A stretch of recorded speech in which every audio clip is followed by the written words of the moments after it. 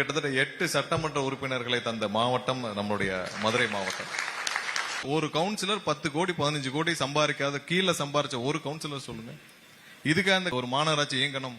100 councillor இருக்காங்கன்னா நீங்க சாதாரணமா 10ல இருந்து 15 கோடி பாத்தீங்கன்னா 2000 கோடி 1500 2000 கோடி சம்பாதிக்கணும். இந்த அப்புறம் மாநகராட்சி எங்க தாங்கும்?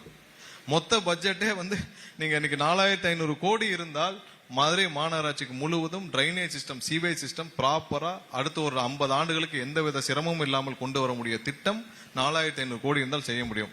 கடந்த 5 ஆண்டுல இந்த திமுக கவுன்சிலரும் மற்ற கவுன்சிலரும் சேர்ந்து சம்பாரிச்சது அதை விட அதிகம். அப்புறம் எப்படி மாநகராட்சி தாங்கும்? அதை எப்படி சரி பண்ண முடியும்?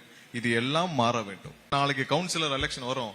100% சொல்றேன், எங்களுடைய கவுன்சிலர் மதுரை முழுவதும் வெற்றி பெறுவார்கள். மதுரை மேயர் தமிழக வெற்றி கழகத்தின் மேயரா தான் இருப்பார். இதேதான் தமிழகம் முழுவதும்.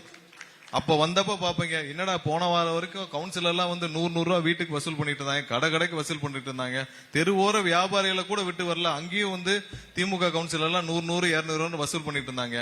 இப்ப யாருமே காசு கேட்டே வர மாட்டேங்கிறாங்க. உங்களுக்கு என்ன வேணும்னு கேட்கிற கவுன்சிலர் இருக்காங்கன்னு சொல்லுவாங்க. அதுதான் இன்னொரு 1 வருஷத்துல நீங்க பார்க்க போற உள்ளாட்சி தேர்தலுக்கு வரப்போற ரியாக்ஷன். மதுரை மக்களுக்கு கண்டிப்பாக அவர்கள் என்ன நினைத்து வாக்களித்தார்களோ அதை 100% நாங்கள் நிறைவேற்றி கொடுப்போம். அதுல எந்த மாற்று கருத்தும் கிடையாது.